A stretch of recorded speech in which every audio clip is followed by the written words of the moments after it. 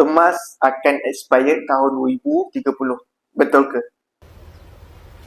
Wait a minute. Who are you?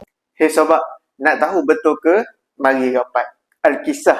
Sebelum ni, saya akan share kelebihan simpan emas dengan orang sekeliling saya. Nak dijadikan satu cerita, saya ada seorang kawan, saya bahasakan dia Mak lah. Mak, jomlah simpan emas ni. Dan saya ceritalah emas ni, kelebihan dia bla bla bla. Respon dia ringkas je.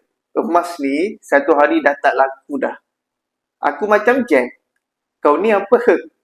Kau duduk mana? Dan saya tanya dia balik. Mat, kau baca kat mana? Kawan saya pun jawab. Taklah aku baca. Tapi aku dengar orang sekeliling aku cakap yang emas ni satu hari nanti akan expire. Kenapa? Sebab emas ni dah lama dah. Orang dah tak nak dah simpan emas. Sekarang ni kita ada satu benda baru. Satu hari emas ni akan tak ada nilai. Jawapan dia kali kedua menyebabkan saya jam lagi sekali. Dan aku tarik nafas panjang-panjang. Mat, kau ni jangan mudah digula-gulakan.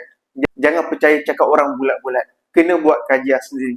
Kalau kita tahu yang emas ni satu aset yang diperakui oleh dunia.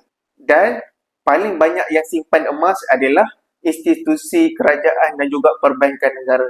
Jadi macam mana kau nak cakap yang emas ni akan expired? Saya terangkan serba sedikit. Dan saya tengok dia mengangguk perlahan. Alhamdulillah, saya bagi tamparan yang hebat untuk dia.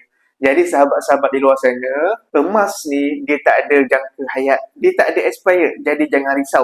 Nak simpan dalam tempoh 10 tahun ke, 50 tahun ke, bahkan 100 tahun, emas tetap bernilai. Jadi why not kita simpan emas? Yang lama nilainya makin lama makin naik. Ataupun nilai dia sentiasa kekal relevan. Yang mana nak tahu cara simpan emas, boleh isi beg biru, saya bantu sekarang.